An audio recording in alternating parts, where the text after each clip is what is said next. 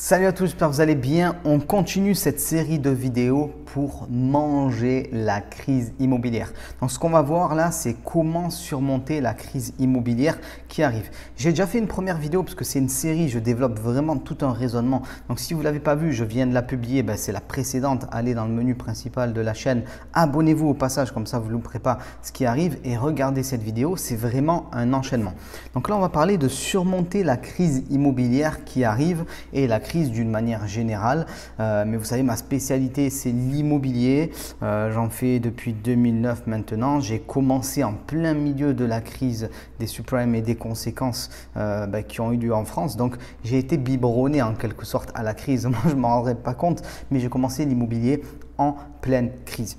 Et là, la question que certains se posent encore, c'est la crise, mais quelle crise qui arrive? En fait, beaucoup de personnes ne comprennent pas encore l'étendue de la crise qui va arriver. Alors, certains pensent même que c'est une bulle qui est entretenue par les médias et en fait que dès l'instant que le confinement sera arrivé, tout va repartir. Donc en fait, moi je pense que beaucoup de personnes sont dans le déni de ce qui arrive ou simplement dans l'incompréhension parce qu'ils n'ont pas vécu de crise de ce type. Et quand ils voient une personne qui ose dire à peu près ce qui va se passer, ils le prennent pour un fou, mais c'est juste qu'il a vécu des crises et qu'il sait comment ça se passe. Et il faut bien comprendre, je l'ai expliqué dans la vidéo précédente, allez la voir, que les crises se déroulent de la même manière en général. Donc la question qu'on doit se poser d'abord, c'est quand est-ce que la crise se matérialisera pour monsieur et madame tout le monde? Parce qu'en fait, c'est à ce moment-là que tout le monde va comprendre que la crise est là et qu'elle est profonde. Donc c'est 90% des gens qui vont vraiment comprendre l'étendue de la crise à ce moment-là, mais il sera trop tard en fait pour agir. Donc vous devez agir maintenant pour éviter les problèmes qui vont survenir dans les mois qui viennent et peut-être années si la crise est plus grave que prévu, si l'effet domino se déclenche. J'en ai parlé dans la vidéo précédente, regardez-la si vous ne l'avez pas vue. Donc la nouvelle numéro 1, j'ai envie de vous dire, c'est que la crise elle est déjà là, mais pas encore ses véritables conséquences. Beaucoup de personnes ne voient pas les conséquences. Pourquoi? Parce que l'économie est sous perfusion actuellement. Je ne sais pas si vous avez déjà été sous perfusion. Moi, je l'ai déjà été notamment dans le cadre d'une déshydratation quand je suis arrivé à Maurice. Et quand on est sous perfusion, tout va bien. Voilà. Tout va bien, on a des médicaments qui arrivent directement dans les veines, on est réhydraté, on a même des antidouleurs selon ce qui se passe. Tout va bien quand on est sous perfusion et on peut garder quelqu'un plus ou moins en vie ou dans un état à peu près stable sous perfusion pendant très longtemps. Alors qu'est-ce que ça veut dire dans l'économie réelle et aujourd'hui en France, mais même en Europe et d'une manière générale dans les économies occidentales? Beaucoup de gens aujourd'hui, et là je vais parler de la France, sont au chômage partiel. Il y a des prêts énormes qui sont faits actuellement aux entreprises pour éviter qu'elles fassent faillite. Il y a des reports de charges, des reports d'imposition. Ça veut dire que beaucoup de sociétés aujourd'hui auraient dû payer des charges, auraient dû payer de l'imposition, auraient dû payer des salaires, auraient dû payer leurs prêts. Et tout ça, on leur a dit stop, tu ne vas pas le payer là. On va essayer de trouver une solution, attendre que ça reparte et tu te remettras à payer. Donc, nous sommes à un pourcentage infime des conséquences. Ceux qui font déjà faillite à l'heure actuelle, c'est ceux qui étaient vraiment en difficulté ou les secteurs les plus touchés, les plus vraiment dramatiquement touchés, notamment comme la restauration, certaines parties du tourisme, ainsi de suite. Donc, vous comprenez bien qu'on a mis sous perfusion, on a gelé, entre guillemets, les difficultés. Donc, on reporte les effets de la crise. Très important. Mais on ne va pas les reporter très longtemps.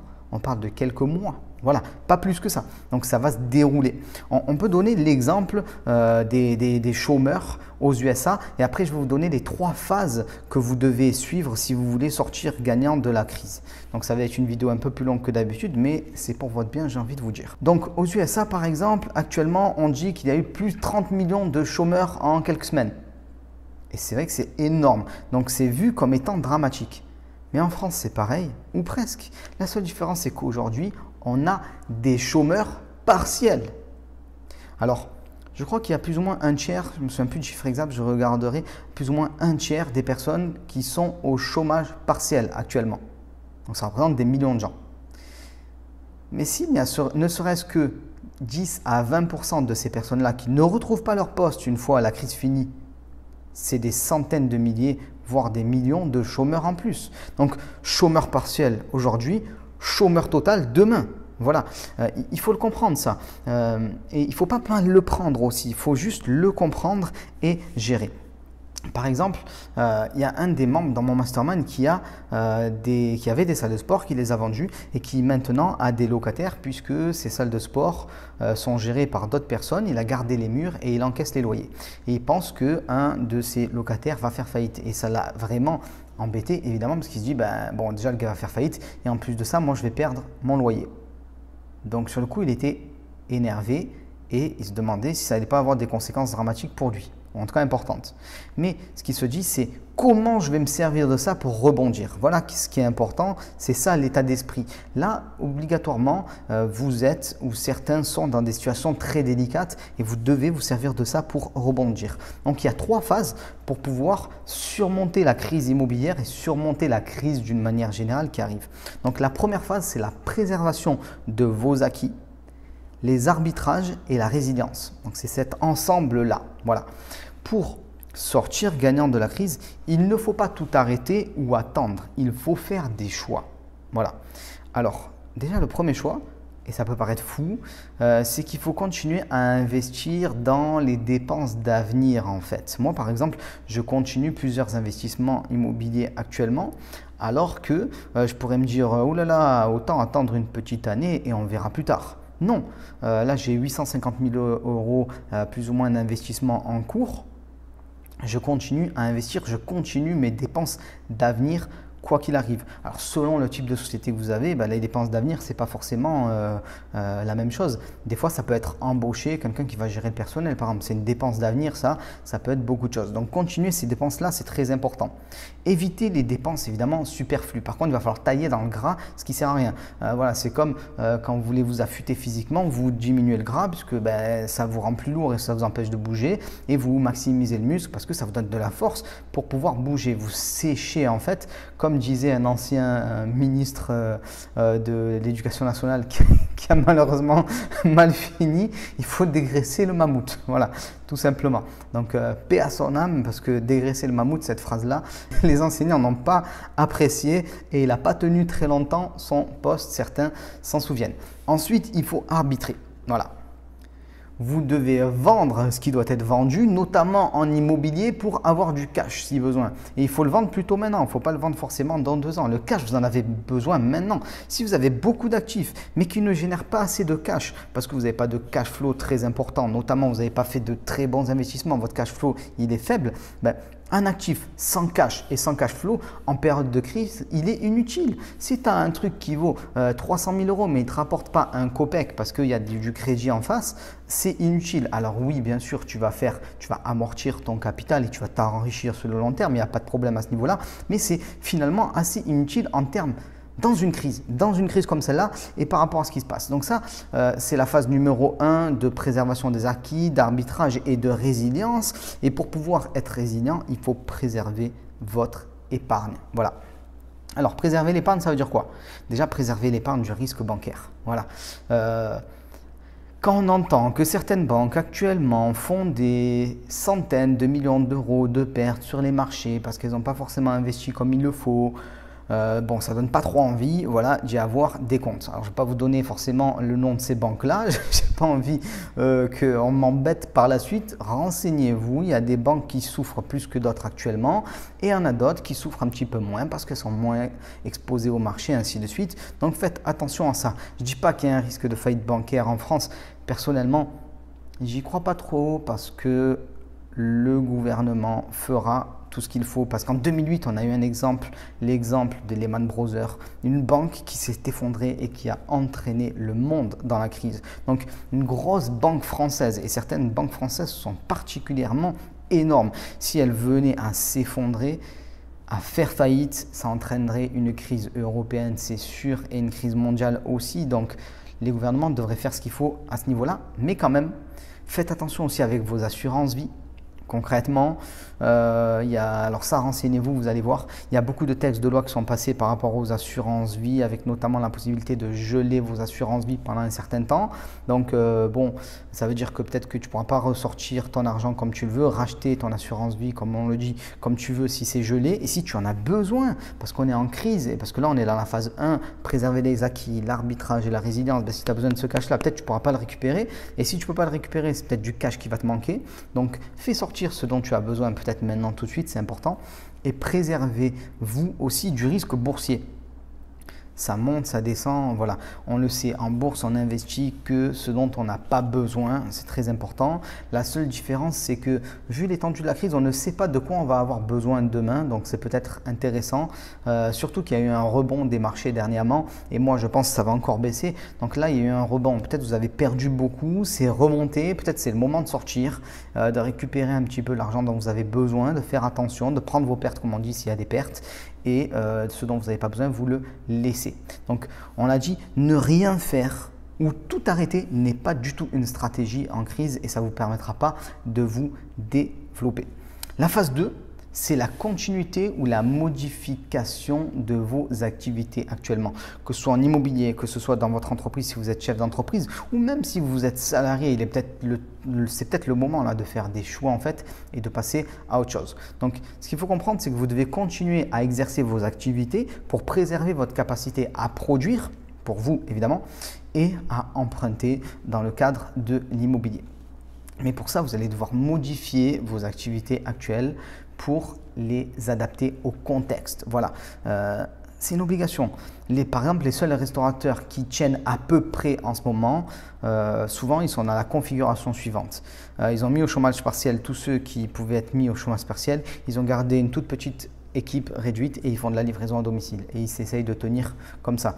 J'ai un membre de mon mastermind qui a une grosse boulangerie dans le cadre d'une franchise et c'est ce qu'il s'est mis à faire, de la livraison. Alors ils font des sandwichs, ainsi de suite, et voilà, et ils tiennent comme ça. Ils ont réduit, ils ont adapté à leur activité, au contexte, ils sont en mode résilience, ils continuent leur activité, ils changent un petit peu ce qui peut être changé et boum, ils vont.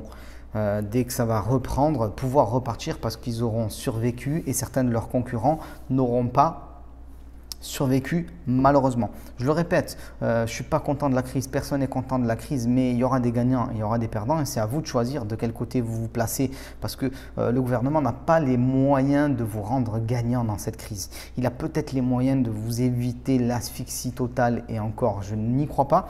Voilà, donc c'est à nous de faire. Vous devez vendre aussi ce qui doit être vendu éventuellement. Pour avoir du cash, voilà, c'est le moment de faire les arbitrages, on en a déjà un petit peu parlé dans la phase numéro 1 et je pense que tout le monde devrait digitaliser ses activités et penser à ne plus être salarié. Parce qu'à un moment ou à un autre, quand tu es salarié, ça veut dire quoi? Ça veut dire que tu confies ta destinée économique à un patron. Voilà. Alors si c'est très solide, tant mieux pour toi, mais en fait on ne le sait jamais finalement. On ne sait jamais à quel point c'est solide ou pas la boîte dans laquelle on est. On a des fois des surprises et évidemment on peut subir les licenciements et tout ce qu'on veut. Donc attention, il faut anticiper les changements à venir, arbitrer dans les actifs et mettre en place un plan d'action. C'est particulièrement important et aussi prendre conseil auprès des personnes qui ont déjà vécu des crises de ce type. Voilà. Ça peut être de n'importe quelle manière, ça peut être par mon biais, ça peut être sur des groupes, voilà. Mais les bonnes personnes, faites très attention à ça. Il y a des gens qui ont des richesses et qui ont survécu à ce genre de crise et c'est vers ces gens-là que vous devez vous retourner et vers personne d'autre. Et la phase 3, c'est préparer le saut dans le futur. Donc le futur, il se prépare maintenant et finalement le futur de la crise, c'est bientôt. Le déconfinement arrive. C'est peut-être le 11 mai. Alors, il sera sûrement partiel ou pas. Peut-être le 31 mai. En fait, peu importe. C'est demain. Voilà. C'est dans un mois, c'est dans un mois et demi, c'est dans 15 jours, ça arrive. Donc, votre stratégie, elle doit être prête pour le déconfinement. Vous devez l'adapter. En plus de la préparer maintenant, vous devrez aussi l'adapter tout au long de la crise. Donc, préparer une stratégie pour la sortie de confinement et ensuite l'adapter au fur et à mesure parce qu'il y aura des rebondissements. Je vous renvoie à la première vidéo que j'ai publiée. Effet papillon, effet domino, on ne sait pas dans quelle mesure la crise va être importante et quelles vont être les conséquences, on sait juste que ça va être grave. Donc en fonction des dominos qui vont s'effondrer, il va falloir s'adapter d'une certaine manière. Parce que les perfusions dont on a parlé au début de cette vidéo, chômage partiel, ne pas payer ses charges, ne pas payer ses impôts, ainsi de suite et tout, ben, elles vont être enlevées à un moment ou à un autre. Est-ce que c'est dans un mois, dans 2 mois, dans 3 mois, dans 5 mois, dans 6 mois? Je ne sais pas. Mais au moment où ces perfusions vont être enlevées, tout va être chamboulé et c'est à ce moment-là que les conséquences vont être les plus dramatiques et vous devez être prêt à ce moment, c'est particulièrement important. Donc, il y a quand même beaucoup de boulot à mettre en place. Moi, je vous l'ai dit dans la vidéo précédente, je suis actuellement en train de finaliser un plan anti-crise que je vais vous présenter d'ici peu de temps. Ce plan anti-crise, ce n'est pas ma formation sur l'immobilier, Jiri, ou ma formation sur gagner sa vie en ligne GVI. C'est un plan précis anti-crise, quelque chose de nouveau que vous ne connaissez pas et qui va vous permettre, si vous êtes au bord de, voilà, je ne vais pas dire la faillite, mais en tout cas dans des difficultés, de vous sauver de tout ça. Et si vous ne pensez pas être dans la faillite, la difficulté, d'exploser pendant la crise et de pouvoir en tirer des bénéfices. Donc voilà, ça arrive très vite. Je suis en train de le finaliser actuellement. En attendant, vous pouvez vous inscrire à la mailing list. Vous avez les infos toutes juste en dessous. Vous allez avoir un séminaire immobilier gratuit plus une formation sur le business en ligne. Donc, ça fait 2 heures de vidéo, on va dire, pour patienter pendant ce temps-là. Et on se retrouve très vite. Ciao tout le monde!